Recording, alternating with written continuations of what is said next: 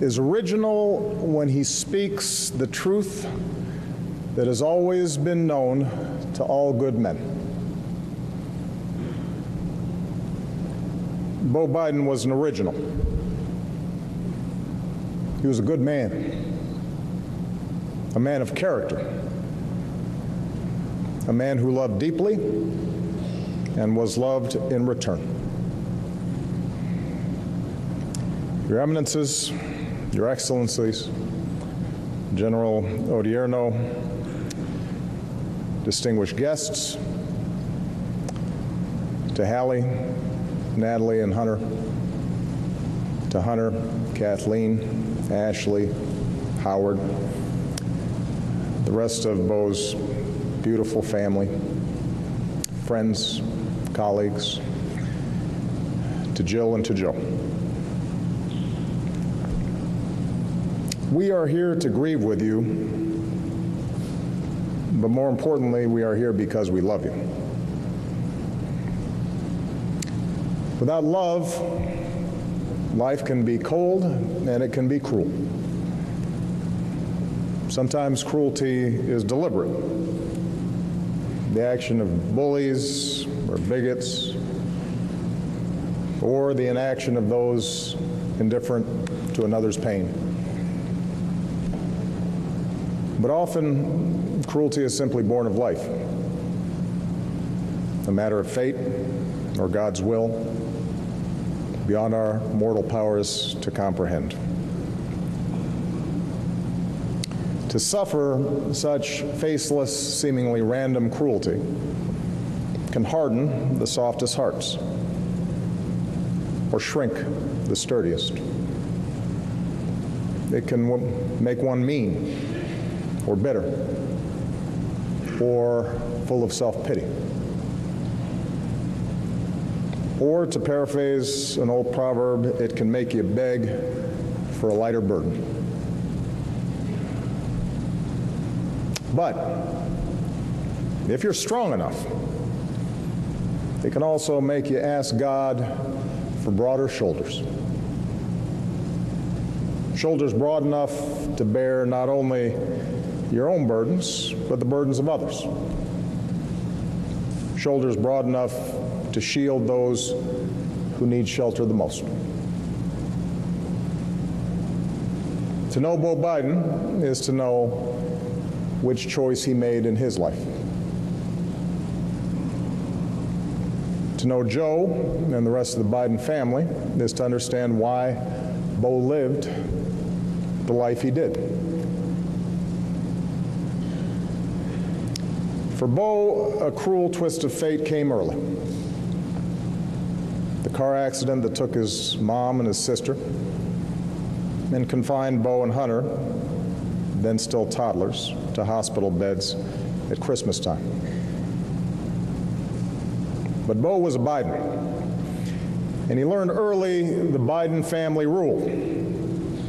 If you have to ask for help, it's too late. It meant you were never alone. You don't even have to ask, because someone is always there for you when you need them. And so after the accident, Aunt Valerie rushed in to care for the boys and remained to help raise them. Joe continued public service, but shunned the parlor games of Washington, choosing instead the daily commute home, maintained for decades, that would let him meet his most cherished duty, to see his kids off to school, to kiss them at night, to let them know that the world was stable and that there was firm ground under their feet. As Joe himself confessed to me, he did not just do this because the kids needed him. He did it because he needed those kids. And somehow, Beau sensed that. How understandably and deeply hurt his family and his father was. And so, rather than use his childhood trauma as justification for a life of self-pity or self-centeredness, that very young boy made a very grown-up decision. He would live a life of meaning. He would live a life for others. He would ask God for broader shoulders. Beau would guide and look out for his younger brother. He would embrace his new mom. Apparently, the two boys sheepishly asking their father when they could all marry Jill. And throughout his life, no one would make Jill laugh harder. He would look after their baby sister, Ashley. He would forever be the one to do the right thing, careful not to give his family or his friends cause for concern. Now, it's no secret that a lot of what made Beau the way he was just how much he loved and admired his dad. He studied law like his dad, even choosing the same law school. He chased public service like his dad, believing it to be a noble and important pursuit. From his dad, he learned how to get back up when life knocked him down. He learned that he was no higher than anybody else and no lower than anybody else. Something Joe got from his mom, by the way. And he learned how to make everybody else feel like we matter, because his dad taught him that everybody matters. He even looked and sounded like Joe, although I think Joe would be the first to acknowledge that Beau was an upgrade. Joe 2.0.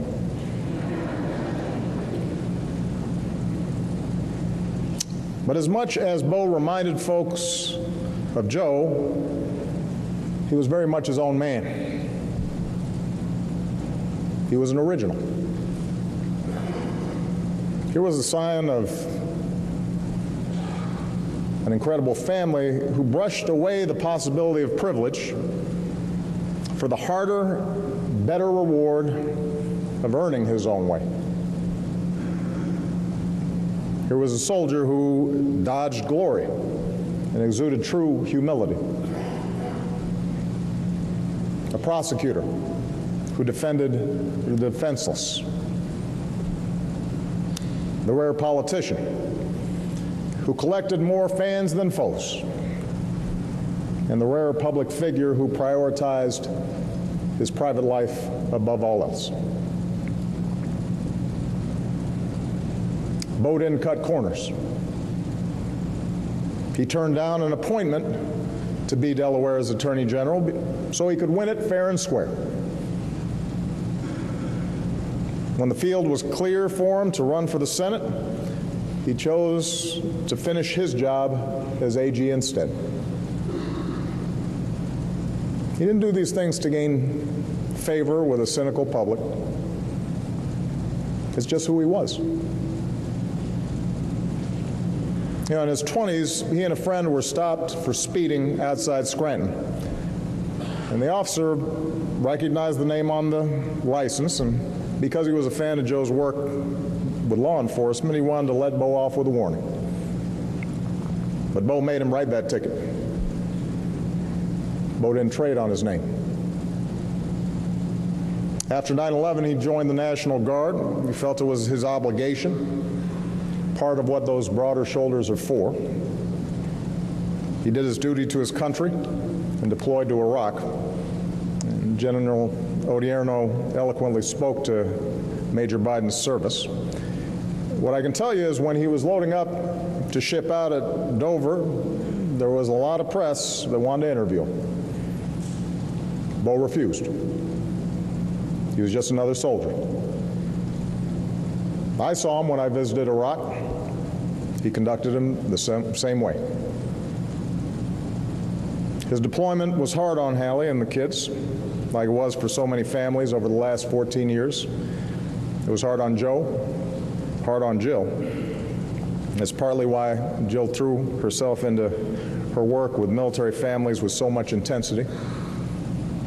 That's how you know when Jo thunders, "May God protect our troops," in every speech he does. He means it so deeply.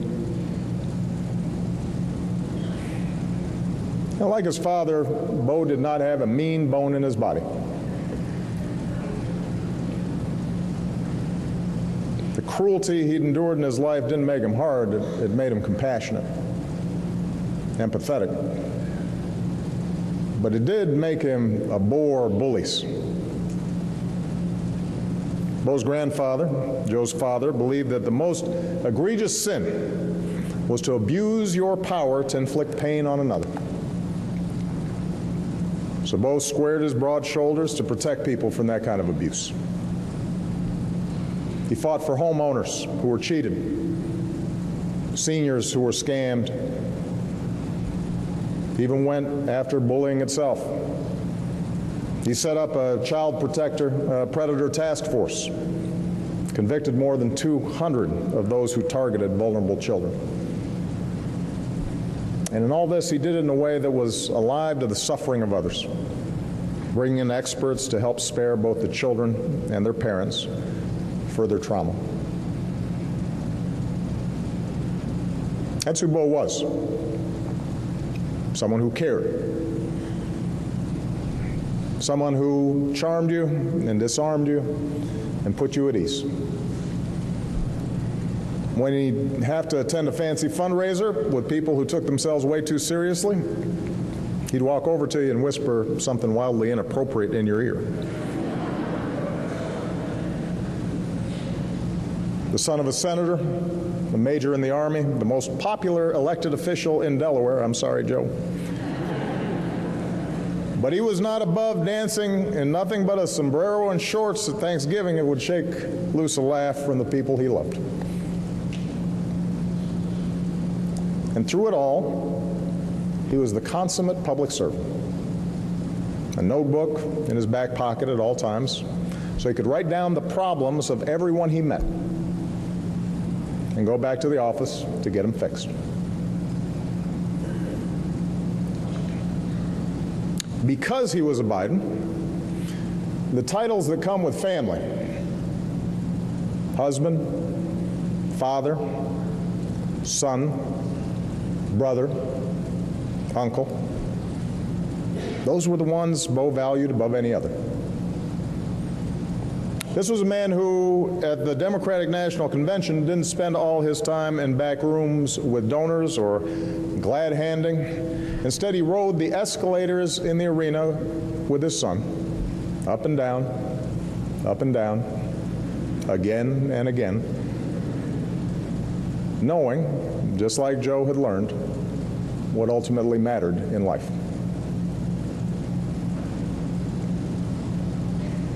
You know, anyone can make a name for themselves in this reality TV age, especially in today's politics. If you're loud enough or controversial enough, you can get some attention. But to make that name mean something, to have it associated with dignity and integrity, that is rare. There's no shortcut to get it. It's not something you can buy. But if you do right by your children, maybe you can pass it on. And what greater inheritance is there? What greater inheritance than to be part of a family that passes on the values of what it means to be a great parent, that passes on the values of what it means to be a true citizen, that passes on the values of what it means to give back fully and freely without expecting anything in return.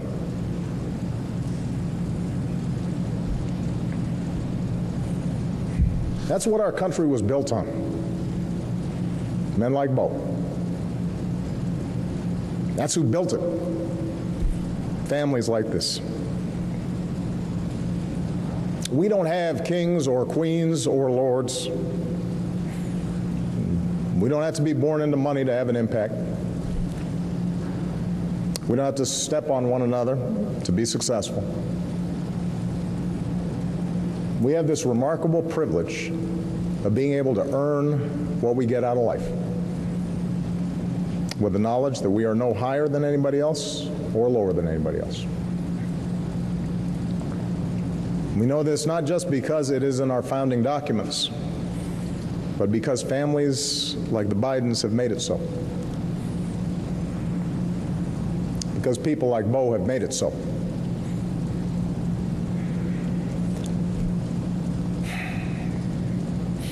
He did in 46 years what most of us couldn't do in 146. He left nothing in the tank.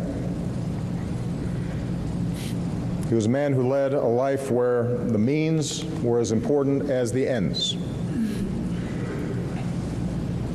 And the example he set made you want to be a better dad, or a better son, or a better brother or sister, better at your job, a better soldier. He made you want to be a better person.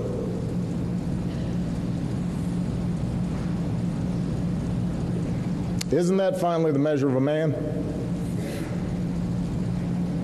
The way he lives, how he treats others, no matter what life may throw at him.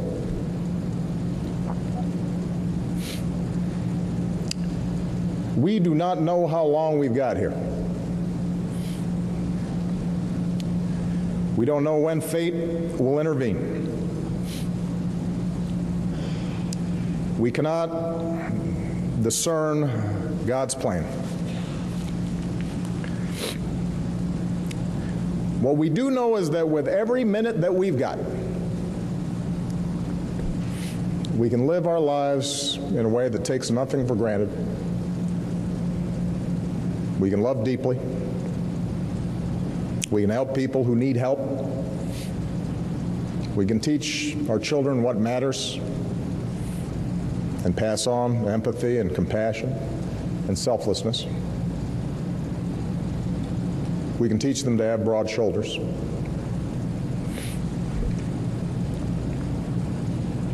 To the Biden family, this sprawling, intimate clan, I know that Beau's passing has left a gaping void in the world. Hallie, I can only imagine the burdens that you've been carrying on your shoulders these past couple of years. And it's because you gave him everything that he could give everything to us. And just as you were there for him, we'll be there for you. To Natalie and Hunter, there aren't words big enough to describe how much your dad loved you, how much he loved your mom. But I will tell you what, Michelle and I and Sasha and Malia, we've become part of the Biden clan. We're honorary members now. And Biden family rule applies. We're always here for you. We always will be. My word is a Biden.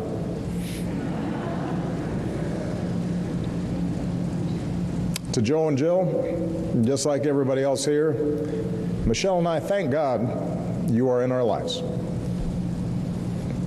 Taking this ride with you is one of the great pleasures of our lives. Joe, you are my brother. I'm grateful every day that you've got such a big heart and a big soul and those broad shoulders. I couldn't admire you more. I got to know Joe's mom, Catherine Eugenia Finnegan Biden, before she passed away. She was on stage with us when we were first elected. And I know she told Joe once that out of everything bad that happens to you, something good will come if you look hard enough. And I suppose she was channeling that same Irish poet with whom I began today, Patrick Kavanagh, when he wrote, "And I said, let grief be a fallen leaf at the dawning of the day." As hard as it is right now, through all the heartache and through all the tears, it is our obligation to Beau, to think not about what was and what might have been, but instead to think about what is because of him. Think about the day that dawns for children who are safer because of Beau, whose lives are fuller because of him. Think about the day that dawns for parents who rest easier and families who are freer because of him. Some folks may never know that their lives are better because of Beau Biden, but that's okay. Certainly for Beau, acclaim was never the point of public service. But the lines of well-wishers who've been here all week, they know. The White House mailroom that's been overflowing with letters from people, those folks know. The soldiers who served with Beau, who joined the National Guard because of him. The workers or Verdes who still have their home because of him and who thanked him for helping them bus tables one busy night. The students in Newark who remember the time he talked with them for hours, inexhaustible, even after giving a speech, even after taking his National Guard fitness test. The Rehoboth woman who saved a kind voicemail from him for 5 years and wrote to say, "I loved the way he loved his family." And the stranger who wrote from halfway across this great country just to say, "The only thing we can hope for is that our children make us proud by making a difference in the world." Beau has done that and then some. The world noticed.